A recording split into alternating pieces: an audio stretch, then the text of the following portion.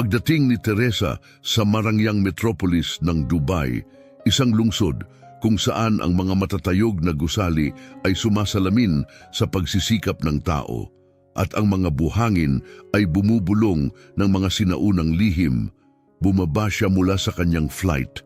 Ang kanyang puso ay kumakabog sa kapwa pananabik at pangamba. Ang matinding init ay bumati sa kanya na parang mainit na yakap, malayong kaiba sa banayad na panahon ng kanyang tinubuang lupa, ang Mexico. Tumawid siya ng mga dagat at kontinente upang dumalo sa kasal ng kanyang pinsang si Josephine, isang pangyayaring inaasahang magpapakita ng karingalan ng lungsod. Si Teresa, na pinangalanan sa kanyang kapansin-pansing berdeng mga mata at may buhok na kasing itim ng gabi sa disyerto, ay bahagyang nakadama ng pagiging dayuhan sa mundong ito ng karangyaan at kasaganaan.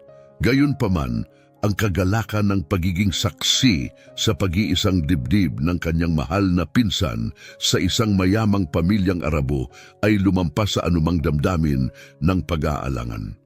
Ang hotel kung saan mananatili si Teresa ay kahawig ng isang makabagong palasyo na may mga fountain na sumasayaw sa ritmo ng di nakikitang musika at mga chandelier na tila mga agos ng kristal na yelo na nakabitin sa hangin. Habang inihahanda niya ang kanyang sarili para sa seremonya na may nanginginig na mga kamay, naisip niya si Samuel, ang kanyang nobyo sa Mexico, na nagpaiwan, nalulunod sa kanyang karaniwang kawalang interes sa kanyang mga pangarap. Ang kasal mismo ay lampas sa imahinasyon, idinaos sa ilalim ng isang tolda na kumikinang sa gintong at pilak na mga sinulid, kung saan si Josephine ay kumikislap ng marilag sa kanyang puting damit na pinatungan ng perlas at brilyante na sumasalo sa liwanag ng paglubog ng araw. Ang lalaking ikakasal, marangal at nakangiti ng may kabaitan, ay tumitig kay Josephine na parang siya ang tanging bituin sa malawak na kalangitan ng disyerto.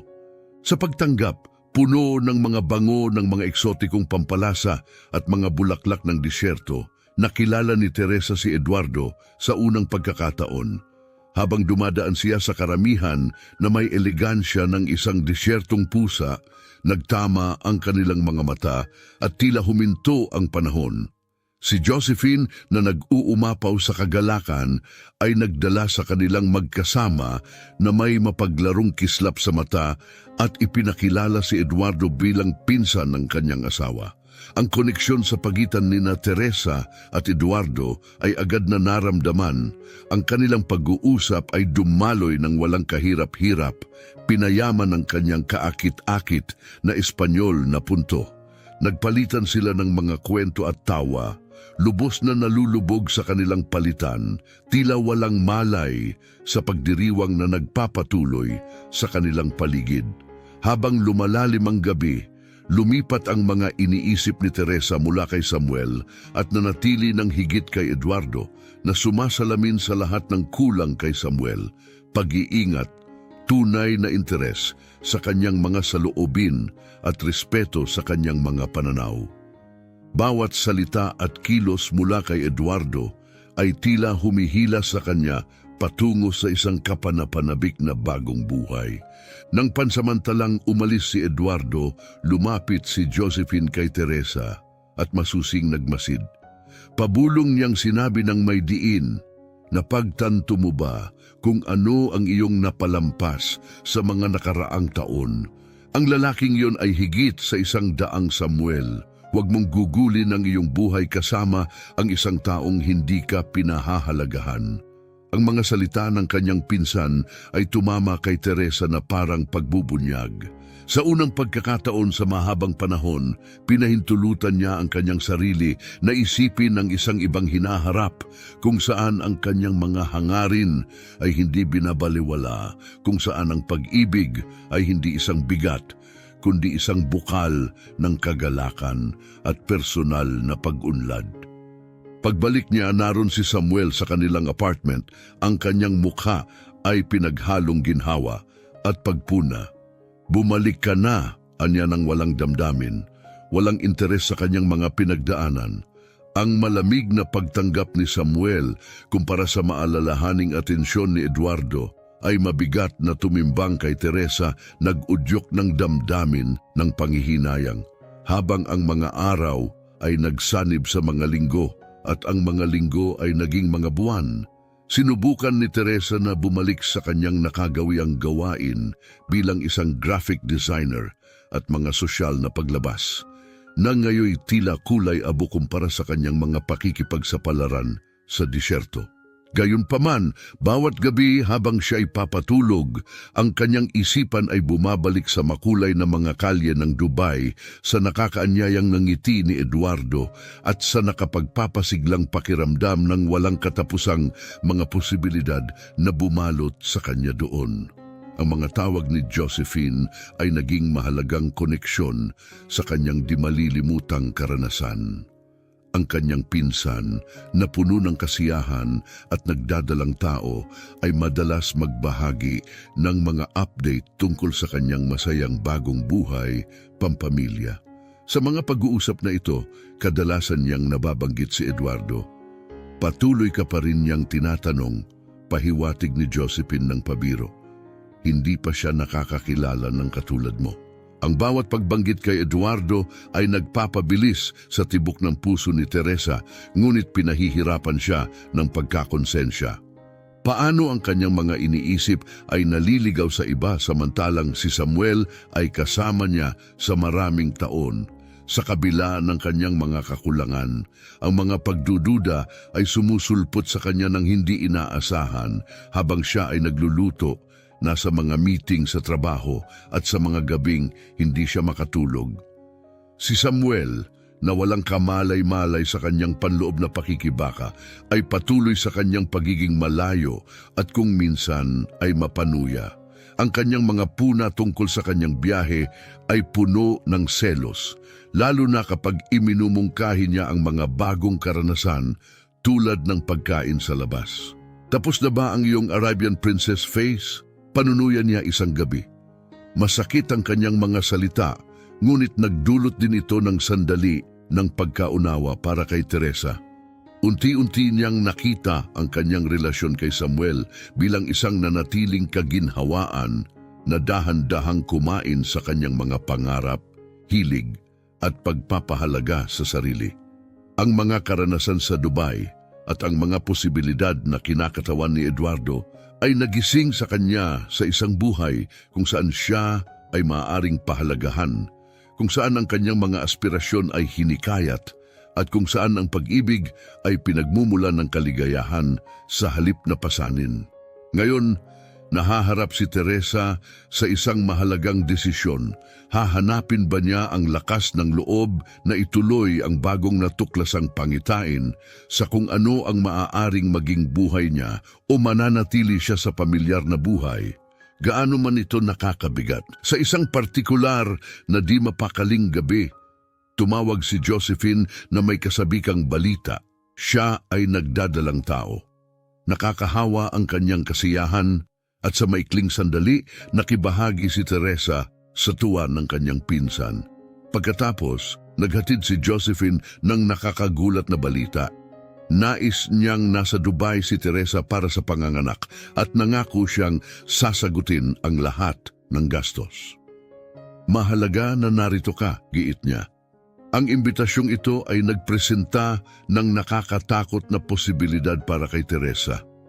Ang pagbabalik sa Dubai ay nangangahulugan ng pagharap sa hindi pa nalulutas na damdamin para kay Eduardo at pagsusuri sa marupok na balanse na natagpuan niya kay Samuel. Sa gabing iyon, habang mahimbing na natutulog si Samuel, lumabas si Teresa sa kanilang balkonahe. Ang mga ilaw ng lungsod sa harapan niya malamlam kumpara sa kanyang matingkad na alaala ng mga bituin sa disyerto. Inisip niya ang banayad na simoy ng Persian Gulf at ang halakhak ni Eduardo na umaalingaw-ngaw sa kanyang isipan. Ang desisyon ay dumating ng mabilis, halos instingtibo. Babalik siya sa Dubai. Kinatwiran niya na para ito kay Josephine upang makasama ang kanyang pamilya sa isang mahalagang panahon ngunit alam niyang mas malalim ang kanyang mga motibo, posibleng may kaugnayan kay Eduardo. Habang naghahanda siya para sa paglalakbay, lumutang ang halo-halong damdamin. Ang walang interes na reaksyon ni Samuel sa kanyang pag-anunsyo, babalik ka na naman sa mga Arabo, ay lalo lamang nagpaliwanag sa lumalaking pagkakalayo nila. Ang pag-iimpake niya ng kanyang maleta ay puno ng mga implikasyon. Ang bawat pagpili ng damit ay tahimik na pagkilala sa kanyang pag-asang makita muli si Eduardo. Sa gabi bago ang kanyang pag-alis, nalunod si Teresa sa isang bagyo ng mga isipan. Sa isang panig ay ang pamilyar, mahuhulaan na buhay kasama si Samuel. Sa kabilang panig, ang nakapagpapasiglang, hindi alam na potensyal ng ibang hinaharap, posibleng kasama si Eduardo. Sa pagsikat ng araw, nagpasya siyang gamitin ang biyaheng ito bilang isang mahalagang sandali upang tunay na maintindihan ang kanyang mga pagnanais at aspirasyon. Isinara niya ang kanyang maleta na para bang tinatatakan ang kanyang pangako na hanapin ang kanyang tunay na landas. Ang taxi papuntang airport ay tila isang daan patungo sa isang bagong kabanata. Bawat hakbang ay paglayo mula sa kanyang nakaraan, patungo sa isang posibleng kapanapanabik na hinaharap. Ang paglapag sa Dubai sa gitna ng isang buhanginang bagyo ay tila simboliko na para bang binabalot ng disyerto mismo ang kanyang pagdating sa misteryo. Habang sumisilip siya sa mga hamog na bintana sa mga matataas na istruktura ng lungsod, ang puso ni Teresa ay sumasabay sa mabangis na ritmo ng buhangin laban sa eroplano, isang angkop na pambungad sa mga darating na paghahayag ng kanyang paglalakbay. Sa paliparan, ang maningning ng ngiti ni Josephine at ang malinaw na hubog ng kanyang pagbubuntis ay mga hindi maipagkakailang tanda ng kanyang kaligayahan. Mahigpit na niyakap ng mga pinsan ang isa't isa, muling nagkonekta na parang walang lumipas na panahon. "Nandito ka na sa wakas," masayang sambit ni Josephine. "Merong maraming kailangang habulin. Marami akong gustong ipakita sa iyo." Ang kanilang biyahe mula sa paliparan ay puno ng masiglang kwentuhan at tawanan.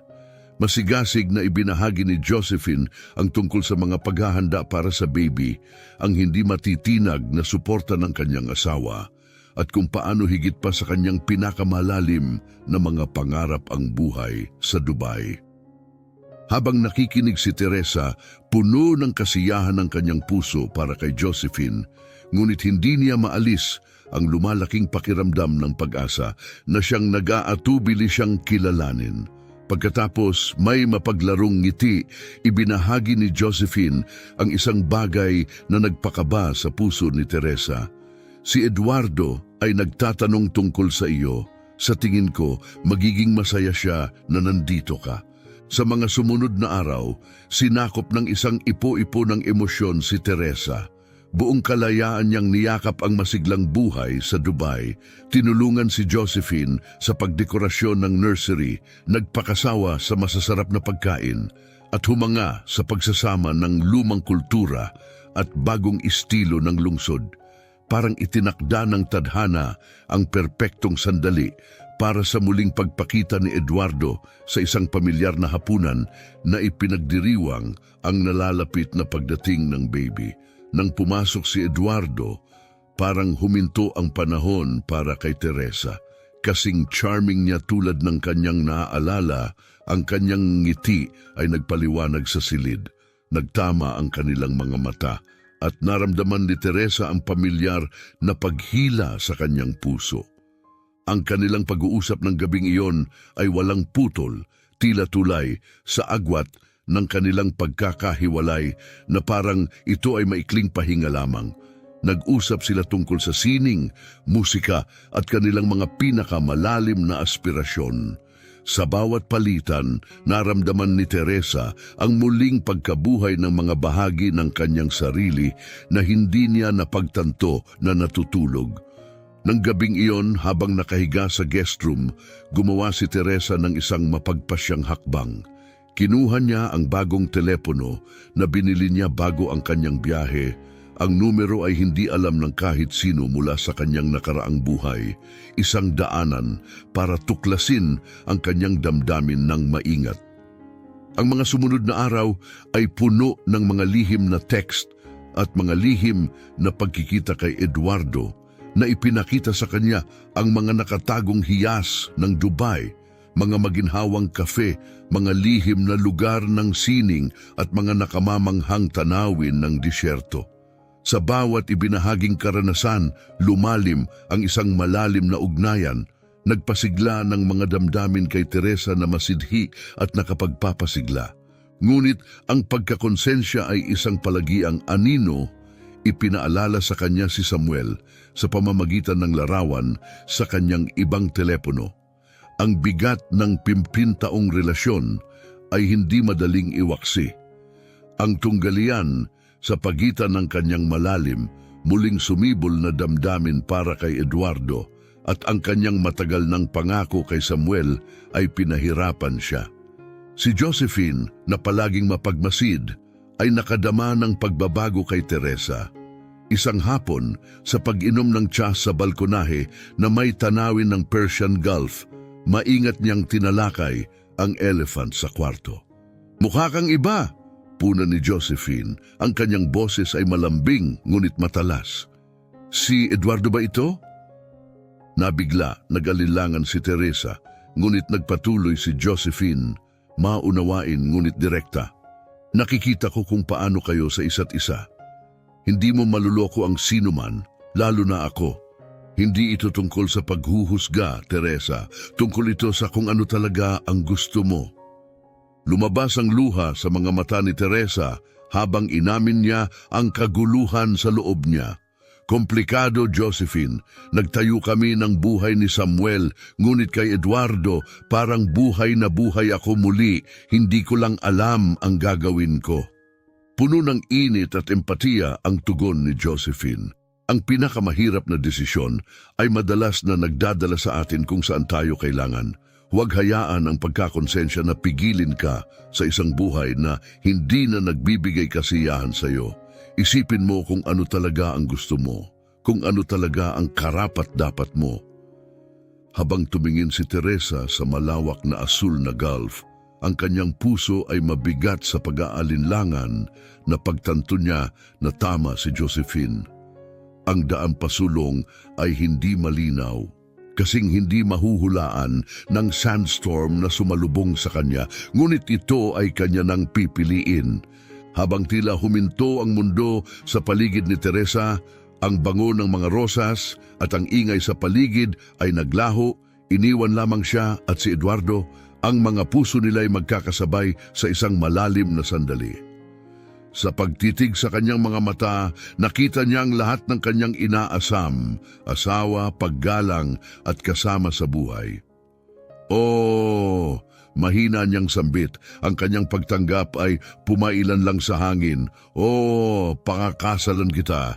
Ang halik na kanilang pinagsaluhan ay hindi lamang pahayag ng pagmamahal, kundi patunay din ng isang bagong simula. Habang isinusuot ni Eduardo ang singsing na brilyante sa kanyang daliri, naramdaman ni Teresa ang labis na pakiramdam ng pag-aari. Ang tunay na oasis sa hindi mahuhulaang disyerto ng buhay. Ang singsing na kumikinang na parang maraming araw sa disyerto ay sumisimbolo sa maliwanag na kinabukasan na kanyang tatahakin. Sa mga sumunod na araw, ang kanyang buhay ay naging makulay na tapiserya ng emosyon, pagpaplano at pangarap na lahat ay itinakda laban sa dinamikong likuran ng Dubai. Si Josephine, na nagdadalang tao, ay labis na natuwa. Ang kanyang mga salitang, alam kong kayo talaga ang para sa isa't isa, ay sumasalamin sa tuwa ng sandaling iyon. Pinapalakas ang mga paghahanda sa kasal na maganda ang pagsasama ng mga tradisyong Mexicano at Arabo. Si Eduardo ay laging sumusuporta. Ipinakilala niya si Teresa sa kanyang malaki at mainit na pamilya na malugod siyang tinanggap. Ibinahagi nila ang mga lokal na tradisyon at mga nakakatuwang kwento mula sa kabataan ni Eduardo. Binabalot siya sa isang mundo ng init at tawanan. Gayunpaman, ang mga patuloy na mensahe ni Samuel ay nagdulot ng anino sa kanyang bagong kaligayahan. Ang kanyang mga salita ay nagpapalipat-lipat sa pagitan ng desperadong mga pagsusumamo at nagbabantang mga paalala. Isang gabi, habang lumitaw ang isang mensahe mula kay Samuel sa kanyang telepono, mapanganib at nakakabagabag, pinili ni Teresa na itago ang mga takot na ito kay Eduardo. Ayaw niyang patayin ang liwanag ng kanilang pinagsasaluhang kagalakan sa mga multo ng kanyang nakaraan. Habang papalapit ang kasal, mas lalo pang nilubog ni Teresa ang kanyang sarili sa buhay sa Dubai. Nag-aral siya ng wikang Arabic, naglibot sa mga sinaunang souk at nagalak sa natatanging pinaghalong tradisyon at modernidad ng lungsod. Gayunpaman, paminsan-minsang tumatagos ang pangungulila sa kanyang kasiyahan na pinasigla ng isang pamilyar, na awitin o isang amoy na nagdala ng mga alaala ng Mexico. Ang mga pangingilala na ito ay nagtulak sa kanya na pag-isipan ang kanyang mga pagpipilian. Nagtataka kung hinihingi ba ng pag-ibig na kanyang tinutugis na isakripisyo niya ang labis. Pagkatapos, dumating ang tawag. Ang tinig ng kanyang ina, puno ng pag-aalala at pagmamadali, ay nagdala ng balita tungkol sa atake sa puso ng kanyang ama na nagbigay ng matinding liwanag sa mundo ni Teresa. Ang pangangailangang bumalik sa Mexico ay naging agarang.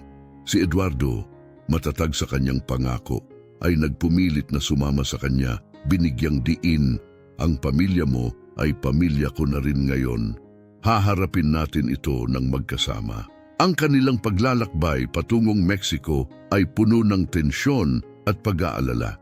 Bawat lumipas na minuto ay tila umaabot ng walang katapusan habang nag-aalala si Teresa tungkol sa kanyang ama.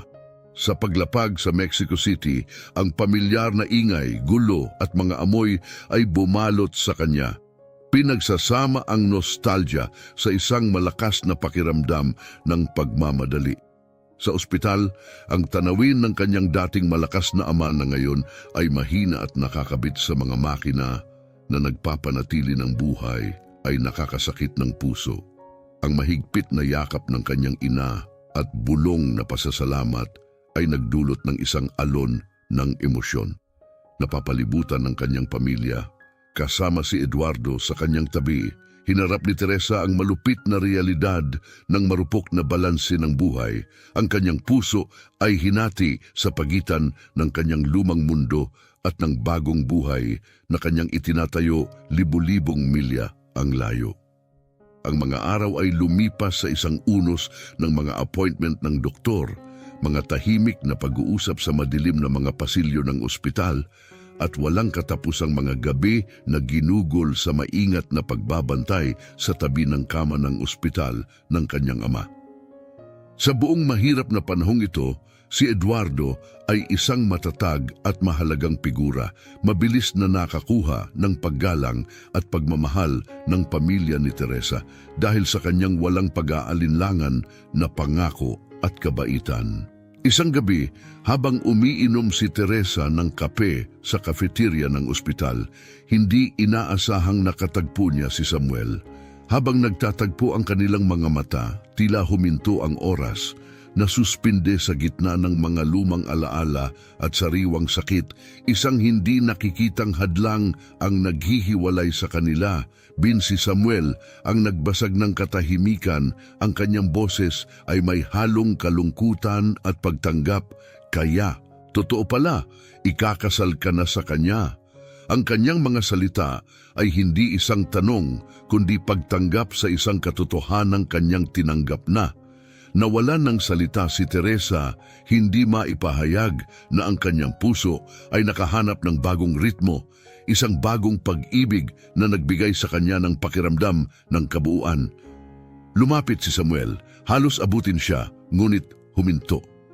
Sa isang boses na may gilid ng damdamin, nasabi niya, "Sana masaya ka, tunay kong hiling iyon."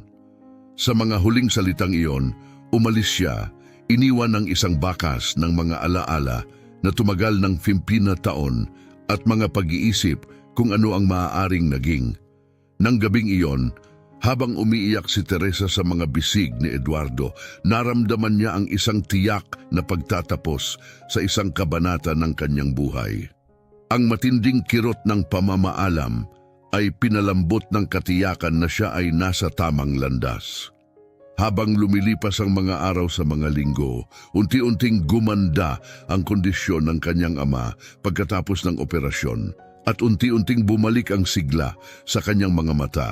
Sa isang tahimik na sandali sa silid ng ospital, napansin ng kanyang ama ang singsing sa kanyang daliri at sinabi, "Mabuting tao siya." Tumango patungo kay Eduardo.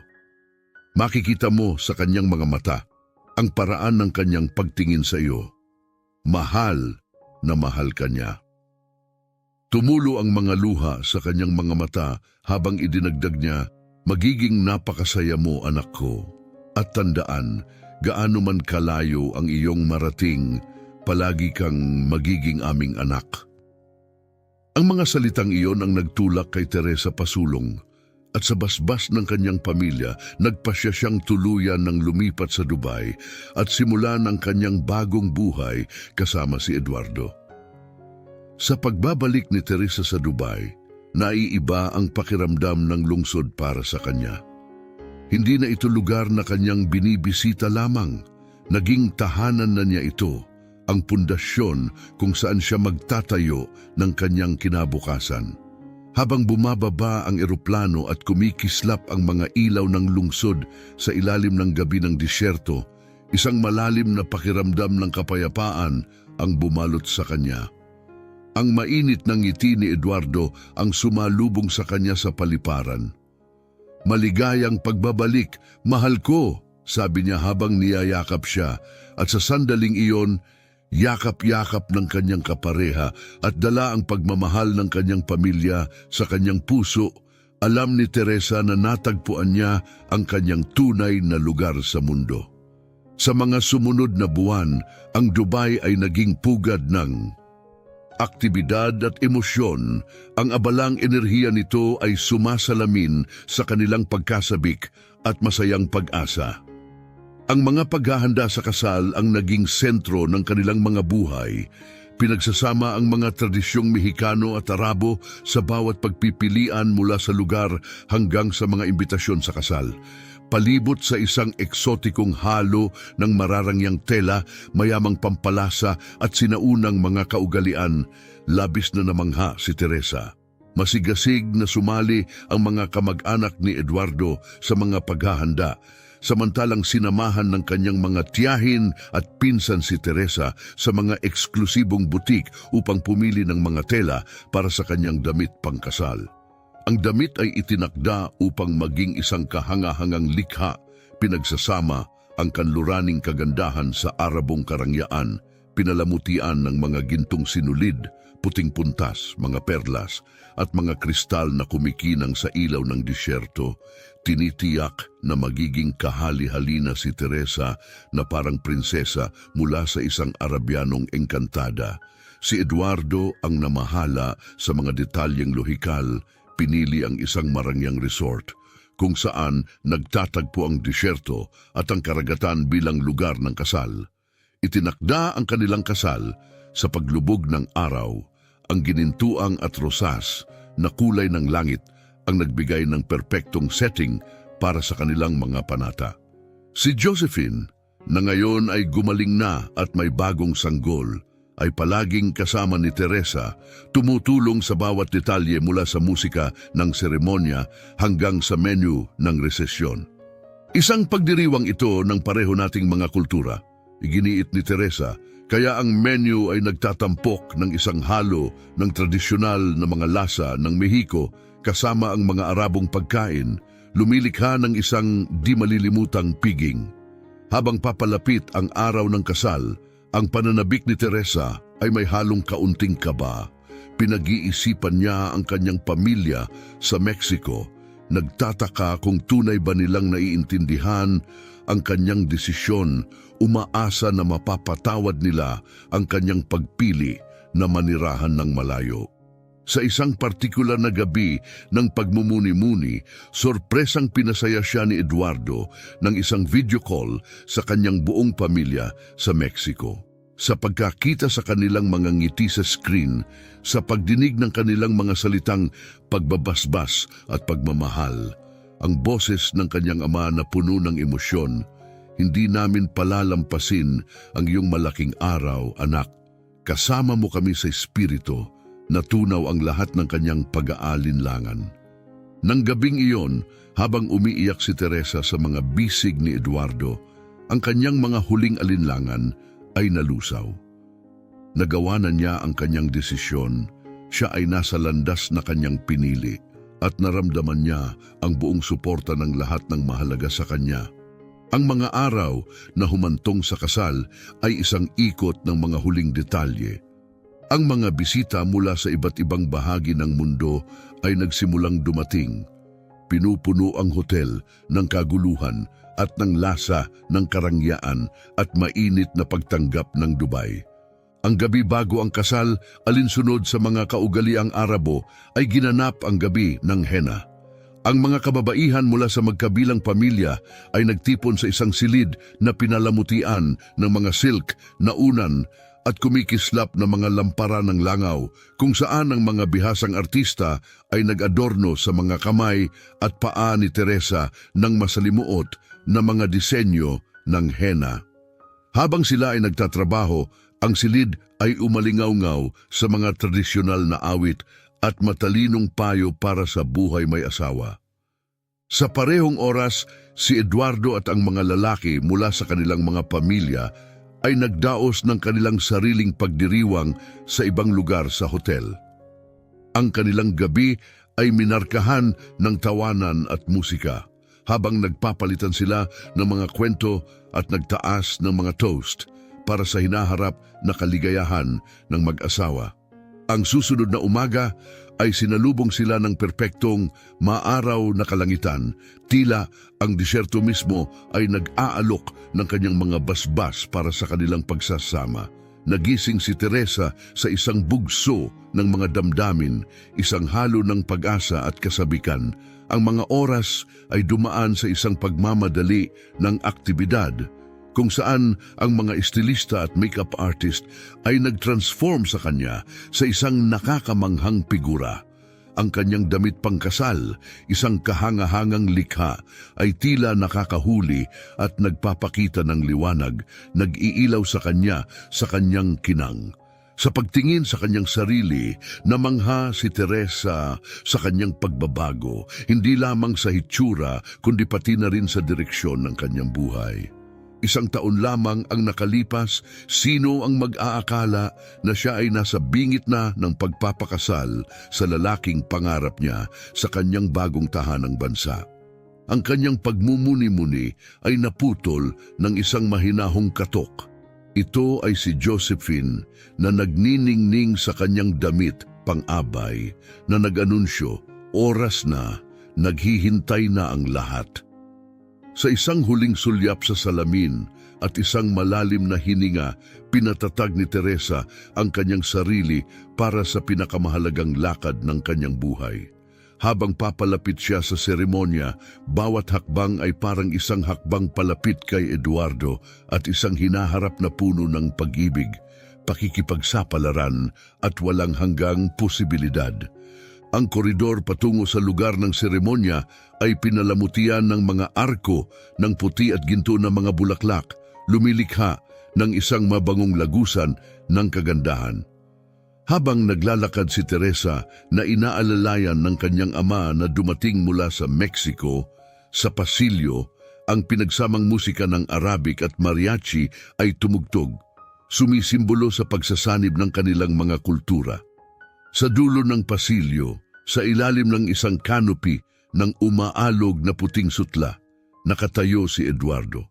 Ang kanyang ngiti sa pagkakita kay Teresa ay maaaring magpalabo sa pinakamaliwanag na araw. Sa sandaling iyon, ang lahat ng iba ay naglaho, Sila lamang ang dalawa handang simulan ang kanilang magkasamang buhay. Ang seremonya ay magandang pinagsanib ang kanilang mga tradisyon. Isang imam ang nanguna sa bahagi ng Islamiko, habang isang Katolikong pari mula sa Mexico ang namuno sa mga panata ng Kristiyano.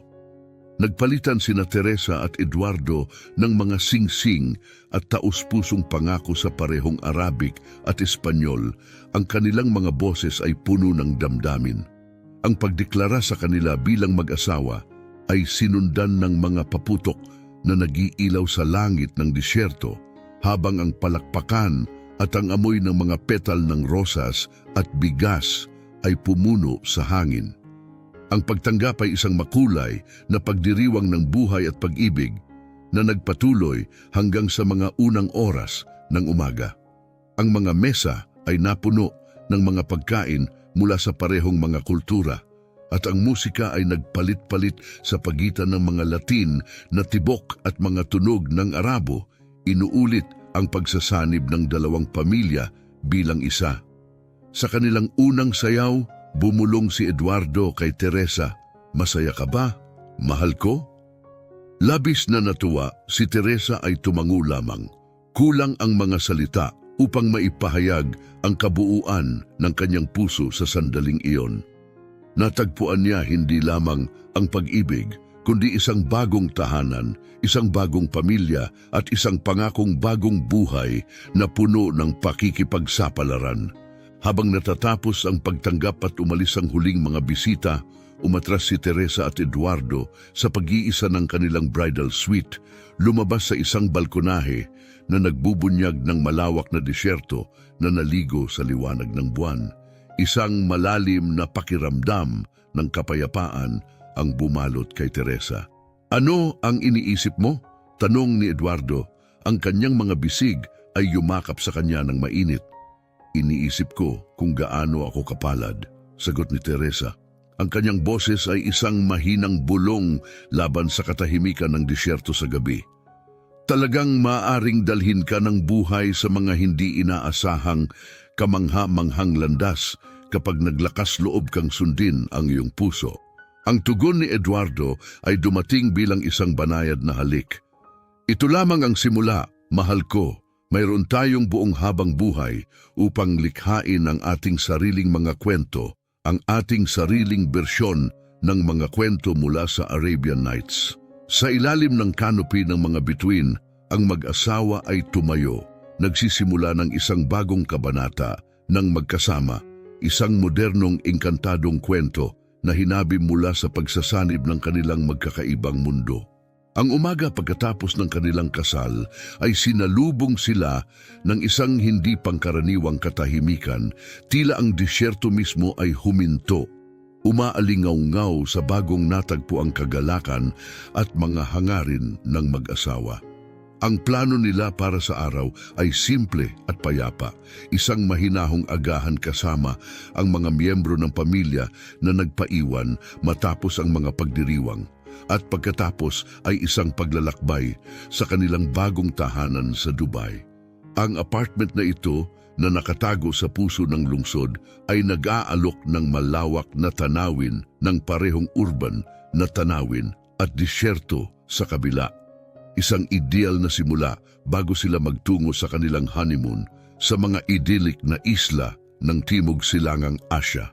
Ang agahan ay isang masayang okasyon na puno ng tawa at magkakasamang mga pangarap para sa hinaharap.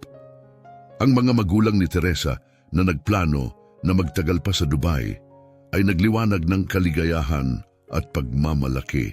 "Hindi kita nakitang kasing ningning dati, anak," komento ng kanyang ina. Ang emosyon ay kumikinang sa kanyang mga mata. Si Eduardo ay isang mabuting tao at halata na mahal kanya.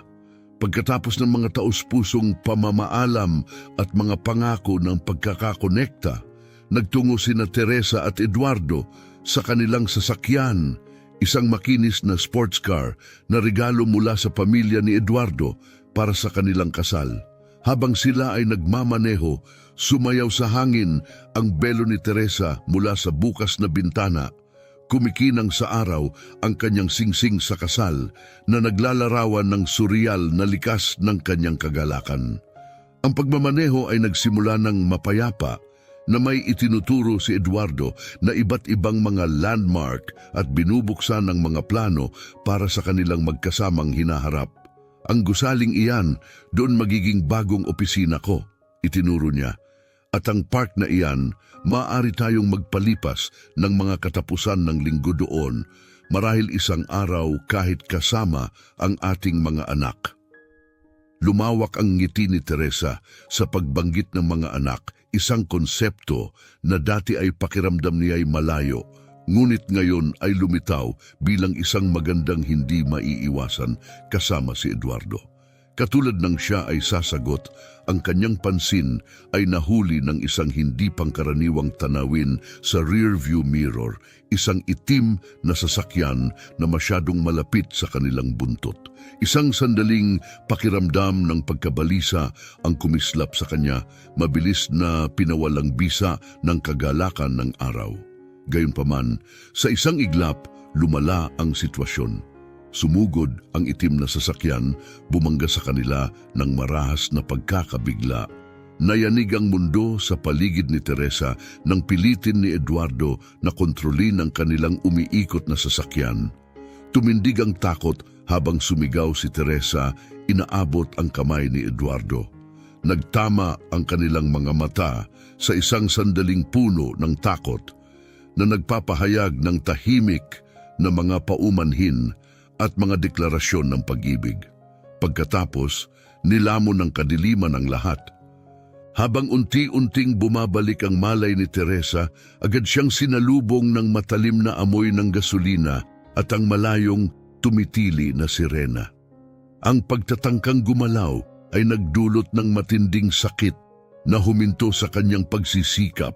Ang kanyang damit pangkasal na dati simbolo ng kagalakan at pagdiriwang ay ngayon ay nabahiran ng dumi, isang malinaw na paalala ng trauma. Nag-umpisa ang kanyang pagkabalisa nang ma-realize niya ang bigat ng kanilang sitwasyon. Sila ay naipit sa isang nakabaligtad na kotse. Delikado ang posisyon malapit sa gilid ng bangin. Sinubukan ni Teresa na hanapin si Eduardo, ngunit mahina at halos hindi marinig ang kanyang boses. At nakakabahala hindi siya tumugon sa kanyang mga tawag. Lumalakas ang mga boses sa di kalayuan. Narinig niya ang isang tao sa telepono, nanginginig sa takot habang inilalarawan ang kakilakilabot na eksena. Napakalagim na aksidente, nahulog ang kotse sa bangin. Bilisan niyo, kailangan nila ng agarang tulong. Sumunod ang magulong mga sandali na puno ng aktibidad habang dumating ang mga team ng rescuers. Walang kapag-urang nagtatrabaho upang mailigtas sila mula sa gusot na wasak na sasakyan. Naging pabago-bago ang malay ni Teresa, labis ang pisikal na sakit na kanyang nararamdaman, ngunit ito'y kakaunti lamang kumpara sa takot na kumukubkob sa kanyang puso. Kailangan niyang malaman ang kalagayan ni Eduardo, ngunit nanatili siyang walang tugon. Nang sa wakas ay nailabas siya ng mga rescuers mula sa kotse, ang matinding sikat ng araw sa disyerto ay nakabulag sa kanya, dagdag sa kanyang pagkalito. Habang unti-unting luminaw ang kanyang paningin, nakita niya ang mga paramedics na inaasikaso ang isang walang galaw na figura sa lupa, si Eduardo. Isang alon ng pangamba ang bumuhos sa kanya. Ang kanyang boses, mahina at nanginginig, ay bahagya lamang na umabot habang tinatawag niya ito. Ang mga luha ay lumabo sa kanyang paningin habang nasaksihan niya ang masigasig na pagsisikap ng mga paramedics na buhayin siya. Ang bawat kilos nila ay tumpak. Ang kanilang mga mukha ay seryoso, nagpapahiwatig ng bigat ng kanyang kalagayan. Habang ang tunog ng rescue helicopter ay tumibok sa hangin, dagdag sa crescendo ng magulong tunog, ang kawalan ng pag-asa ay nagbantang magapi sa kanya. Ang malupit na realidad ng sitwasyon ay malalim na tumama kay Teresa. Hindi ito ang inaasahang takbo ng kanilang kwento. Sila ay nakatakda sana para sa isang buhay ng kaligayahan, hindi isang maikli at trahedikong wakas.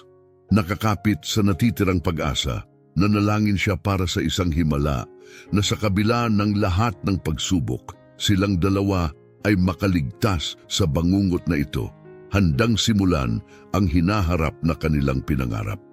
Isa sa mga paramedics ang sumigaw na wala ng pulso si Eduardo.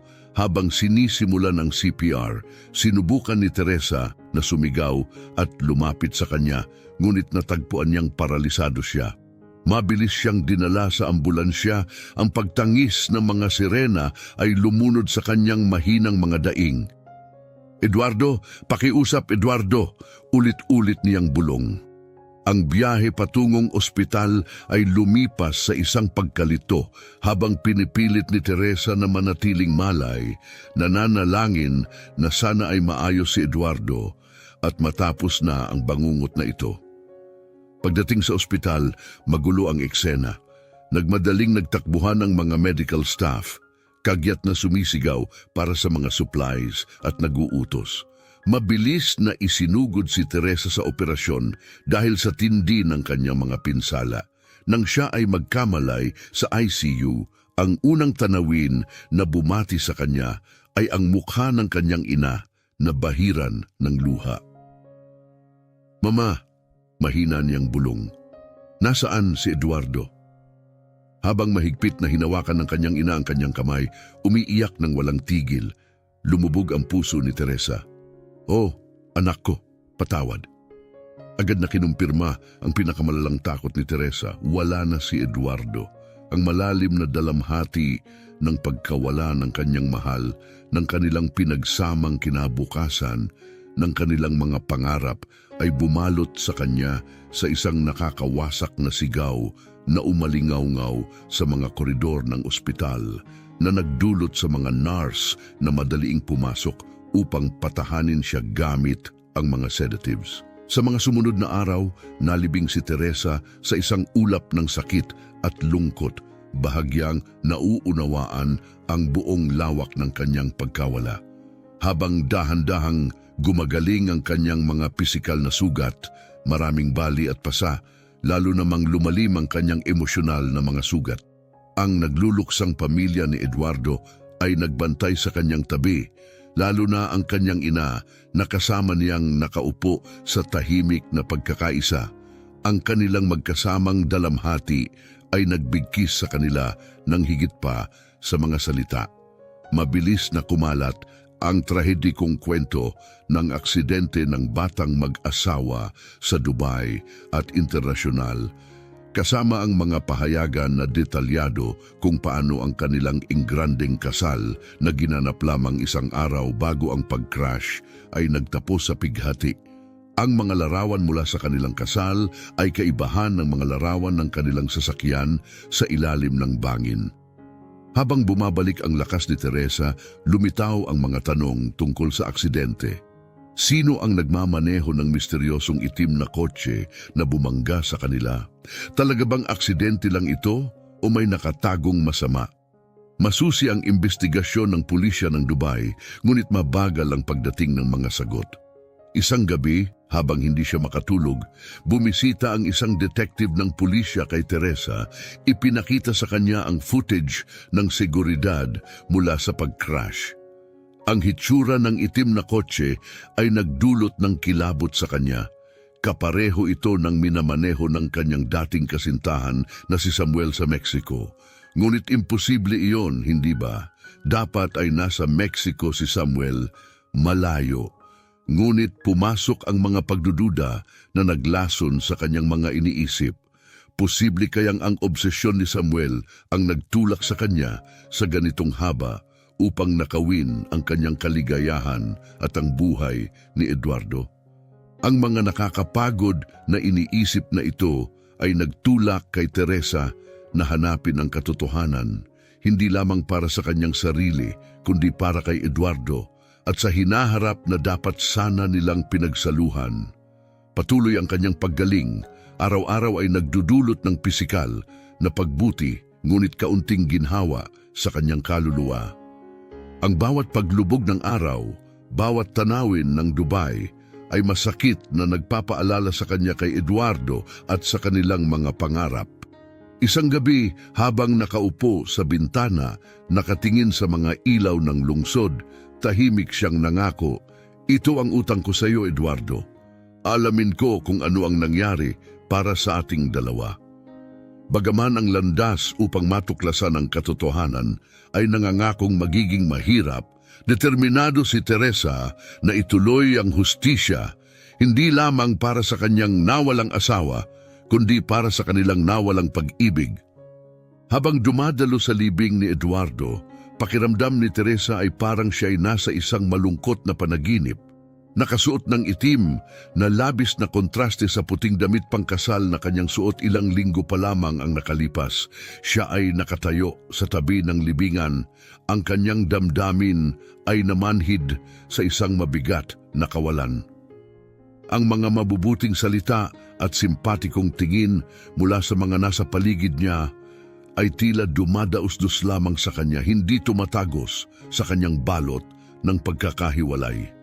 Sa panahon ng serbisyo, ang kanyang tingin ay nahuli sa isang mukha, sa mga nakikiramay na tila wala sa lugar, isang mukhang kahindik-hindik na pamilyar, si Samuel.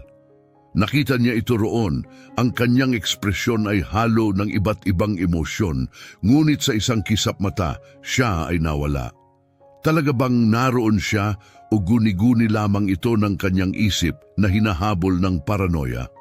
Ang kawalan ng katiyakan na ito ay lalo lamang nagpatibay sa kanyang determinasyon.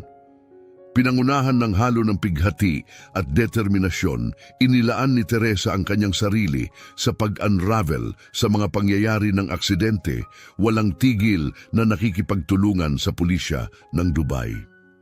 Maingat niyang sinuri ang mga footage ng seguridad, sinuri ang mga record ng flight, at sinift ang mga log ng hotel, hinahabol ang bawat posibleng lead na may matatag na determinasyon. Ang kanyang paghahanap sa katotohanan ay naging obsesyon, isang paraan upang panatilihing buhay ang alaala ni Eduardo habang binubuo niya ang mga wasak na piraso ng kanyang buhay.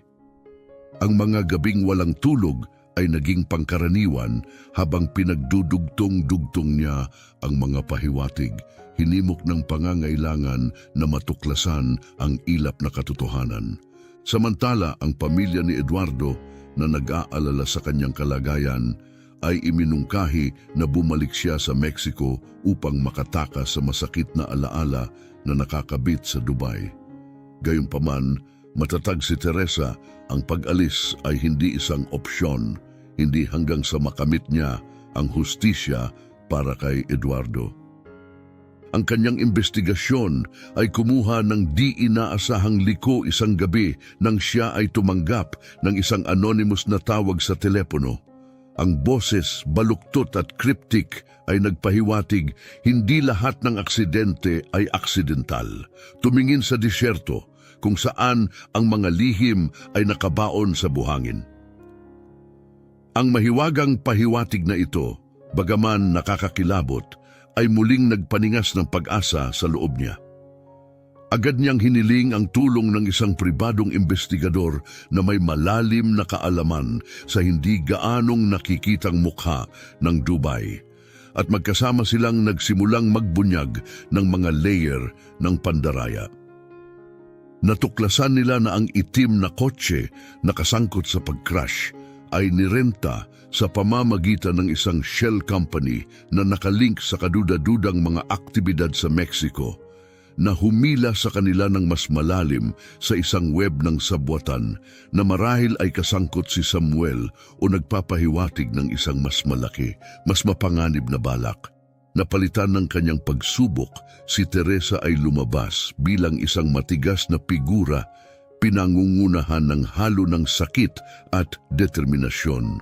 Ang romantikong mga gabi na minsang ginugol sa disyerto, puno ng mga pangarap at pangako, ay ngayon ay naging mapanganib na paghahanap para sa katotohanan sa gitna ng nakatagong mga panganib.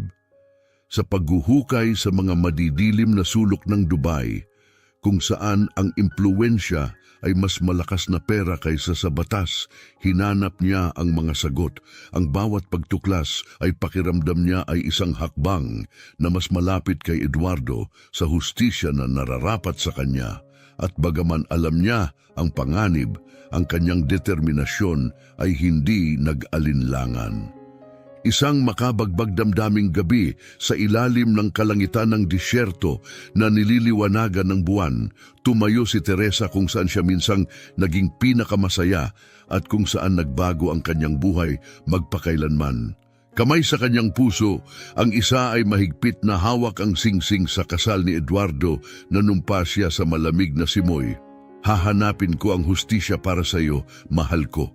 Ano man ang gastos, kahit saan ako dalhin, ilalantad ko ang katotohanan at pararangalan ng iyong alaala. Ito ay hindi katapusan ng ating kwento. Ito ang simula ng aking paghahanap sa katotohanan.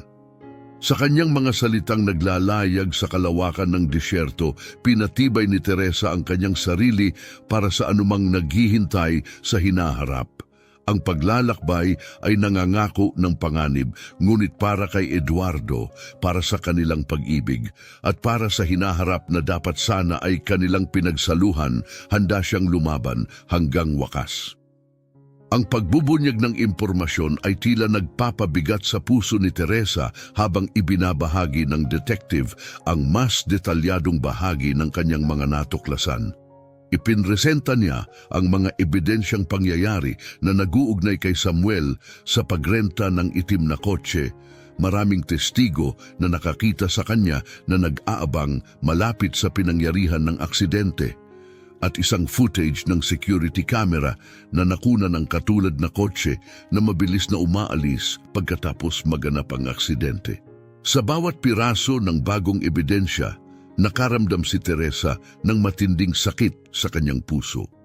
Ang ideya na si Samuel, isang taong minsang malapit sa kanya, ay magagawa ang ganitong gawain ay labis na nakakabigla, ngunit ito ay nagpaningas ng matinding determinasyon sa kanya.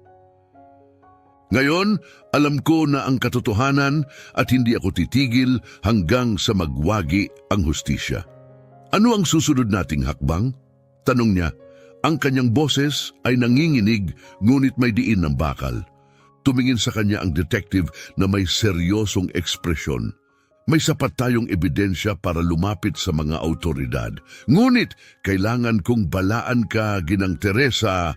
Ang pag-uumpisa ng prosesong ito ay hindi na mababalikan at maaari itong magdulot ng panganib sa iyong buhay. Saglit na ipinikit ni Teresa ang kanyang mga mata, naalala ang masayang ngiti ni Eduardo, ang kislap sa kanyang mga mata nang siya ay mag-propose at ang kanyang nakakaaliw na yakap. Pagmulat ng kanyang mga mata, puno ito ng matatag na determinasyon. Hindi ako nababahala sa panganib, matatag niyang deklara. Nararapat kay Eduardo ang hustisya at ako'y nakatuon na matiyak na matatanggap niya ito. Tumango ang detective bilang pag-apruba. Sige, narito ang ating plano. Ang sumunod ay abalang mga oras, ipinresinta ni na Teresa at ng detective ang kanilang nakalap na ebidensya sa mga autoridad ng Dubai. Humanga ang pulisya sa kahusayan ng kanilang investigasyon at agad kumilos. Isang international arrest warrant ang inilabas para kay Samuel na may mga alerto na ipinadala sa lahat ng daungan at paliparan sa UAE habang sinisimulan nilang higpitan ang lambat. Para sa kanyang kaligtasan, si Teresa ay inilagay sa ilalim ng proteksyon ng pulisya upang bantayan laban sa anumang potensyal na banta mula kay Samuel. Isang nakatalagang security team ang itinalaga sa kanya maghapon at magdamag at pinayuhan siyang limitahan ang kanyang mga galaw. Ang mga sumunod na araw ay puno ng tensyon sa paghihintay. Bawat ingay at anino ay nagpapakaba kay Teresa na nagpapalakas ng takot sa posibleng atake mula kay Samuel. Ngunit sa gitna ng takot na ito, natagpuan niya ang isang tahimik na katiyakan na sa unang pagkakataon mula noong aksidente, siya ay nagbibigay pugay sa alaala ni Eduardo sa pinakamakahulugang paraan na posible. Isang linggo ang lumipas at sila ay nakatanggap ng balita. Si Samuel ay naaresto habang sinusubukang tumawid papuntang Oman pagkatapos ng isang maikling habulan sa kotse at isang palitan ng putok. Siya ay nahuli. Nang muling makita ni Teresa si Samuel, ngayon ay mahina. Ang kanyang mga mata ay walang laman sa pagkasiphayo at galit at napapaligiran ng pulisya. Siya ay halos hindi na makilala bilang lalaking minsan niyang minahal. Sandaling nagtagpo ang kanilang mga mata, nagpadala ng kiliti sa kanyang gulugod. Ang sumunod na paglilitis ay naging pandaigdigang sensasyon. Ang media ay nagtipon sa Dubai, nabighani sa kwento ng balo, ang kanyang selosong ex at ang trahedyang naganap. Nanatiling matatag si Teresa sa buong paglilitis. Ang kanyang patotoo ay nagpakita ng lakas at grasya na nakakuha ng paghanga ng mga veteranong hukom. Ibinahagi niya ang kanyang romansa kay Eduardo, ang kanilang mga pinagsamang pangarap at ang nakakawasak na dagok mula sa isang sandali ng walang saysay na kalupitan. Sa kabilang banda, si Samuel ay bumigay sa ilalim ng presyon ng mga ebidensyang nakatambak laban sa kanya. Naharap sa hindi mapasusubali ang patunay ng kanyang mga aksyon, umamin siya, ibinunyag ang isang kwento ng obsesyon at nabulok na pag-ibig na naging nakamamatay. Natahimik ang silid ng korte nang umamin si Samuel. Ang kanyang boses ay puno ng pagsisisi. Hindi ko matiis na makitang masaya siya sa iba, inamin niya. Akala ko kung hindi ko siya maaaring maging akin, wala dapat ibang magmamay-ari sa kanya. Ang kanyang pag-amin ay nagpadala ng mga alon ng pagkabigla at kalungkutan sa buong silid. Nanatiling walang imik si Teresa, mahigpit na nakahawak sa singsing ni Eduardo. Ang mga luha ay tumutulo sa kanyang mga pisngi hindi para kay Samuel, kundi para sa buhay na pinagkaitan sa kanila ni Eduardo. Sa huli, si Samuel ay nahatulan ng habambuhay na pagkakakulong. Nagwagi ang hustisya, ngunit isang puwang ang nanatili sa puso ni Teresa. Habang lumalabas siya sa hukuman, sa gitna ng kumpol ng mga kamera at reporter, naramdaman niya ang mapait na ginhawa. Ipinaglaban niya si Eduardo, ang kanilang pag-ibig at ang katotohanan bagaman sa malalim na personal na gastos. Nang gabing iyon, sa ilalim ng parehong kalangitang disyerto na minsang saksi sa kanyang masasayang sandali, mag-isa siyang nakatayo. Ang gabi, na may halimuyak ng buhangin at malalayong bulaklak, ay dala ang kanyang pabulong na mga salita, "Nagawa ko, mahal ko, iyon na ang hustisya, ngunit mananatili ka magpakailanman sa aking puso." Tila tinugon ng simoy ang kanyang damdamin, kinakalat ang kanyang mga salita sa kalawakan ng disyerto. Bagaman natapos na ang kanyang paghahanap sa hustisya, isang bagong kabanata ang naghihintay sa kanya.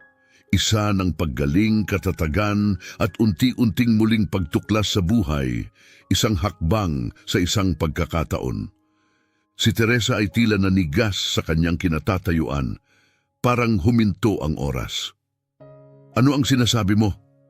Mahina niyang nasambit, nanginginig ang kanyang tinig sa emosyon. Malalim na huminga si Josephine bago sumagot.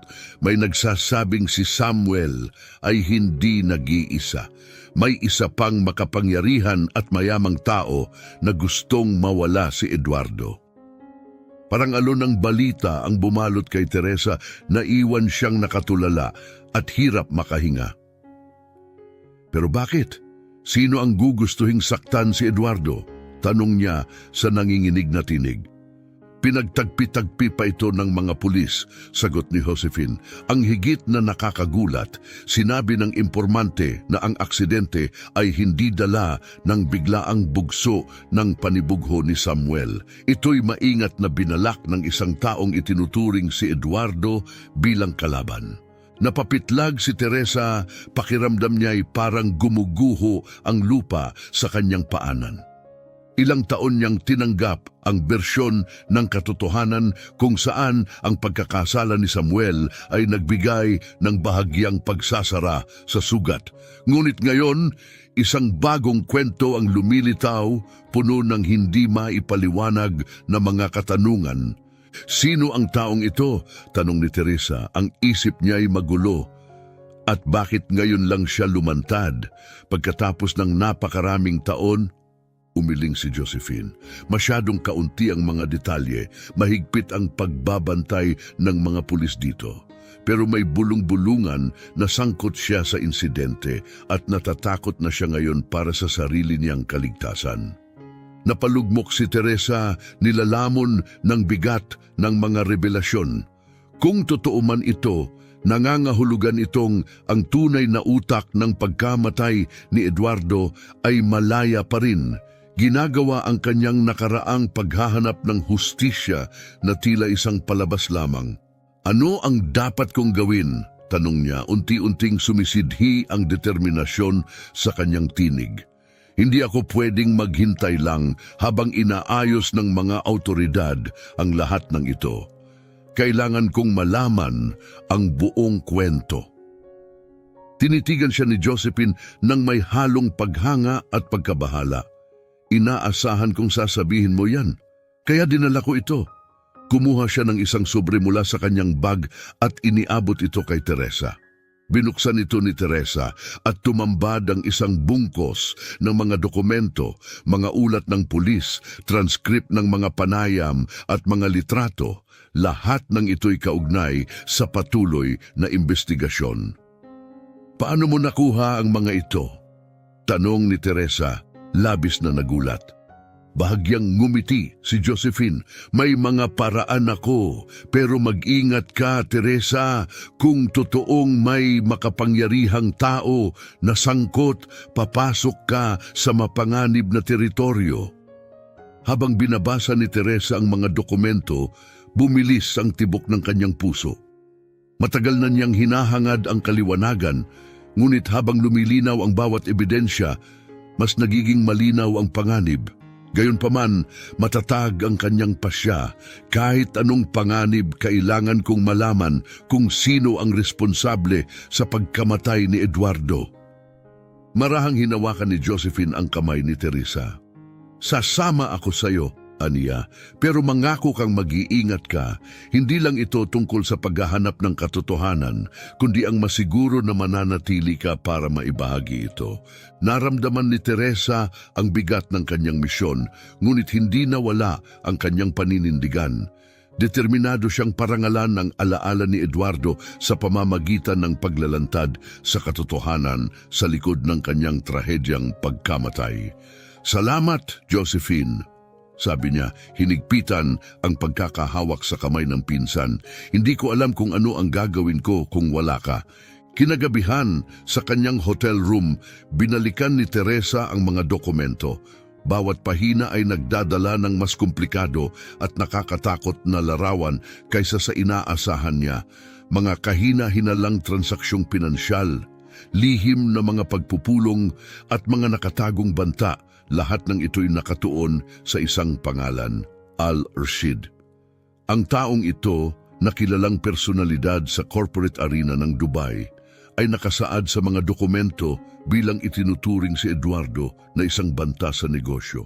Habang nabubuo ang larawan, pinaghahalong takot at determinasyon ang pumuno kay Teresa. Ang katotohanan sa likod ng maagang pagkamatay ni Eduardo ay mas malalim at mas madilim kaysa sa inaakala niya, ngunit nanatili siyang buo ang loob sa paghahanap ng hustisya. Sa pag-usbong ng bukang liwayway, nagpasya si Teresa na hindi siya titigil hanggat hindi niya nalalantad ang tunay na salarin sa likod ng pagkamatay ni Eduardo. Hindi lang ito para sa pagsasara ng sugat, kundi simula ng bagong kabanata, isang kabanatang puno ng panganib, konspirasyon at pag-asa na makamit ang kasagutan. Habang tinataglawan ng araw ang kanyang silid, tumayo si Teresa handang harapin ang mga hamon sa kanyang harapan. Ang landas tungo sa katotohanan ay mapanganib, ngunit nakahanda siyang tahakin ito para sa alaala ni Eduardo, para sa hustisya at para sa kapayapaang kanyang hinahanap. Ang ating kwento ay malayo pa sa katapusan. Sa katunayan, ngayon pa lamang ito nagsisimula. Kung ang kwentong ito ay nakaantig sa iyo, ikagagalak naming magkaroon ng iyong suporta. Mangyaring i-like at mag-subscribe sa aming channel. Inaasahan naming marinig ang iyong mga saloobin sa mga komento. Ang iyong pakikilahok ay napakahalaga sa amin at nagbibigay inspirasyon sa aming patuloy na paghahatid ng makabuluhan at nakakatuwang mga kwento. Maraming salamat sa inyong patuloy na suporta sa bawat kwentong aming ibinabahagi. Naway pagpalain kayo at ang inyong mga mahal sa buhay.